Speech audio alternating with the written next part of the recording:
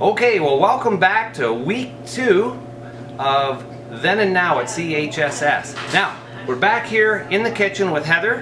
Heather and I would like to thank everybody. Actually, we got a lot of comments, pats on the back, a lot of hearts for Heather. I even got a few hugs on the street. People are loving it, so we're going to keep doing it. What we need to do first, Heather, is pull out one of the tickets. These are the people that shared the video and I could see their names. If your settings are set to privacy, I couldn't see your name. So one of these people are going to get 5 breakfast sandwiches. Heather, Maybe it'll be you or I, Ray. I checked and my privacy settings aren't set like that, so I didn't even get in on it. You pick one and I will get them to them.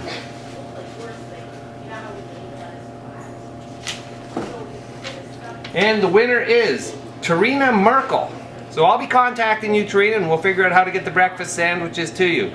Once again, I have my videographer here, James Leishman. He's one of our specialist high skills major information and communications technology students. He's going on to university after this year to do this for a living. By the looks of the video, we got the right person going to do that. So thanks, James, for all your hard work. Thanks, everyone. We'll see you in a few minutes at the rifle range. Alright, welcome back. We're in the hallway right above the rifle range here at Central Huron Secondary School. We are on the east side of the school. The front of the school on Princess Street is behind you. The soccer pitch is behind the school at the back. So this is the east side of the school. Right below this hallway here is where the rifle range is. And this is where they used to do all the shooting. So we're going to now head down to the rifle range and have a look at it. So follow me. Okay. We're back and we're going to make our way down to the rifle range now. So if you want to follow me, let's go down and find out where this spot is and what it looks like today.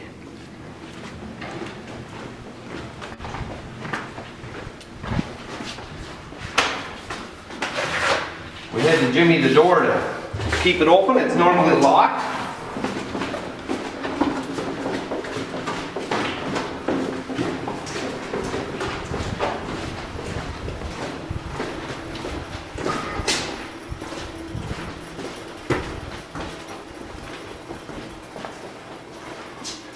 So here we are at the rifle range. We followed the same path the students and cadets would have used coming down here when this was in operation. So this is it. This area goes right under the hallway. Now, as you can see, about 8 years ago, they put up a drywall wall here, and we're not allowed in there because there's a possible lead contamination problem from all the lead bullets that were used over the years.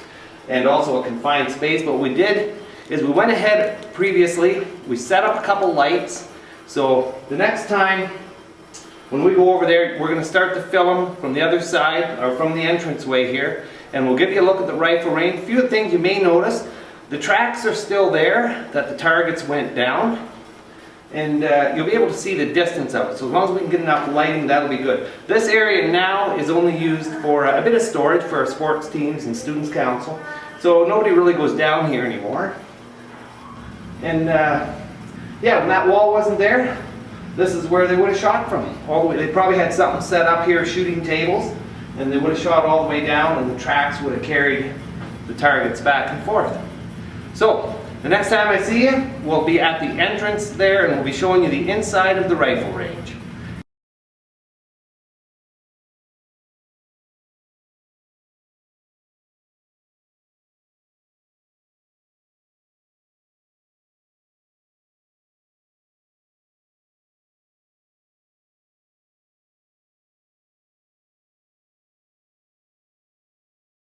Alright, welcome back everybody. We're down in the rifle range, it's behind us, and today I have a special guest with me today. One of my 2 guests today, Mr. Yates is here. He's our history teacher here at the school. He does, you might see his columns in the Clinton News Record.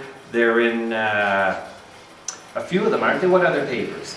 Focus, the Signal Star, Expositor. Signal Star, Expositor. If you're looking for the history page, you'll see Mr. Yates' picture. He writes all those columns, a wealth of information, and be ashamed not to use them in this video. So we're down in the rifle range. What can you tell us about the rifle range, Mr. Yates? Why did they put a rifle range in a school? Well, behind us we have the last vestige, the last remnant of cadet training in the high school. And cadets were here since at least the 1880s that I could find out, and at that time they wore the red and blue uniforms like British regular line soldiers did. And then in 1907, cadet training became mandatory for all young men. At first, the girls used to be what they called flower girls. They used to train to wrap bandages and carry stretchers and stuff like that. The guys were given drill and swordsmanship, rifle drill, or what they called musketry then. And the idea was that they thought cadet training or military training fostered those noble ideas of duty, honor, courage, strength, and all that stuff. Was the characteristics that would make you a good citizen also made you a good soldier. So people were in favor of cadet training for over half a century. It wasn't until the late 1960s when there was a wave of anti-militarism that due to the Vietnam War that the cadet program or mandatory cadet training was disbanded.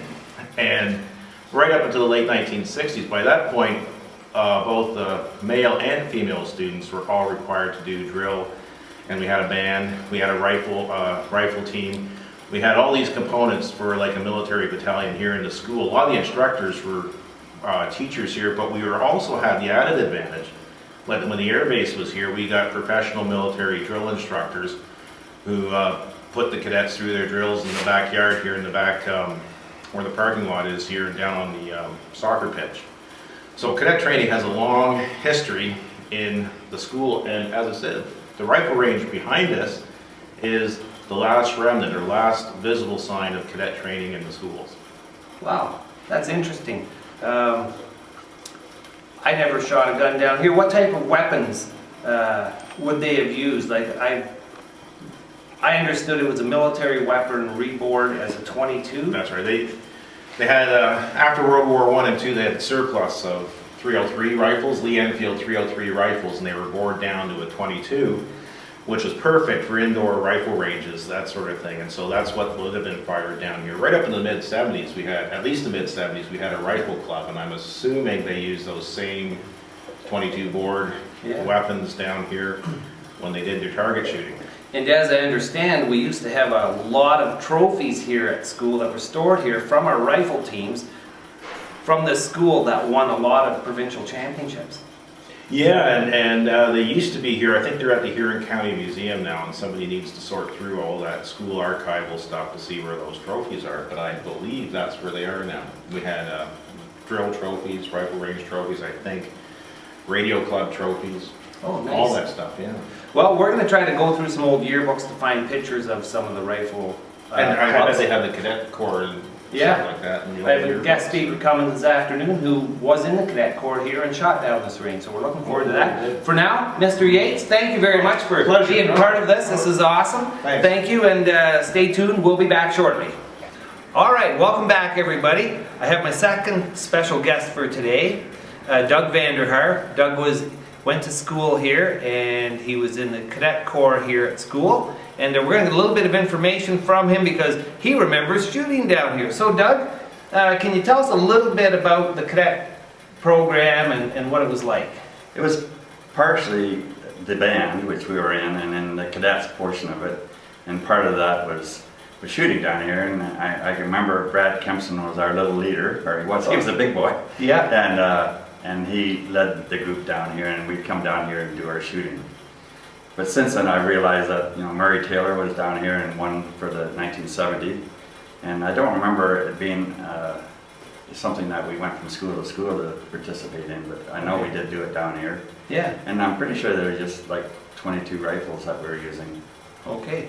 Yeah, we were talking to Mr. Yates earlier, and he thought there was a surplus of military weapons that they had converted back into 22s or rechambered for 22s that they would use.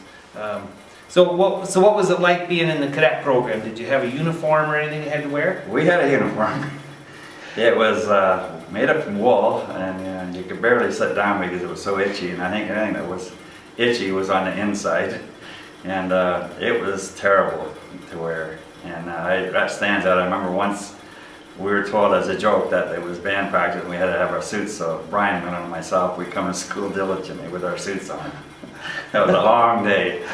You were the only two from the band. There was only two of us. Yeah, that was a joke. So how were your marksmanship skills? Pretty good? I think I was pretty good. I still enjoyed shooting like after that with a Yeah. similar rifle on the farm. Yeah.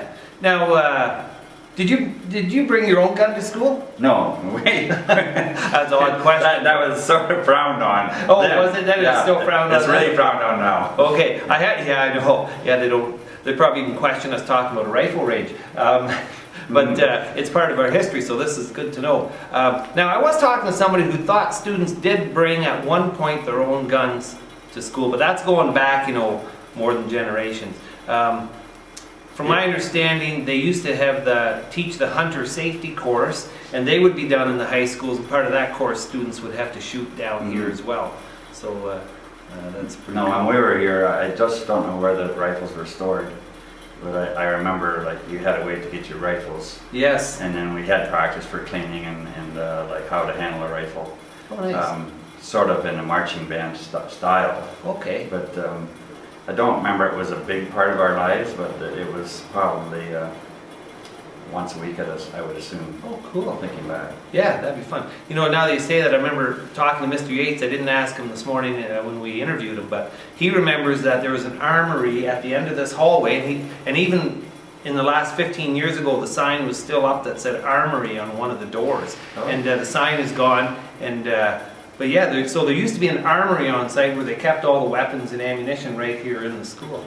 So that's pretty interesting. And you brought your yearbook with you? Yes, I brought the yearbook, and I was trying to find stuff on the internet. That didn't work too good. And then I thought, oh, it's a little hard copy. Can I have a look at that? Can I read part of it? I was glimpsing through it earlier, and we have some pictures here. We'll maybe get a close-up of these pictures later. But one of the people it talks about in here, I'll just read this one paragraph.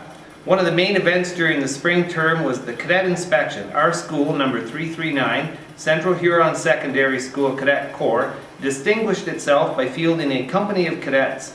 Lieutenant Colonel R.P. Ritter, the inspecting officer, was most pleased with the drill and esprit de corps of the formation.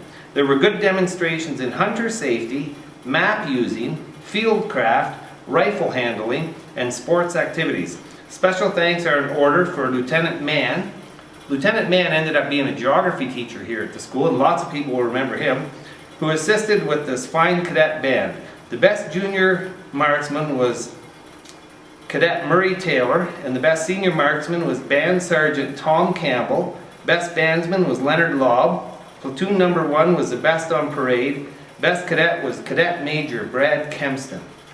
So we'll get some photos of this after, but that is awesome that you found that and were able to bring that in.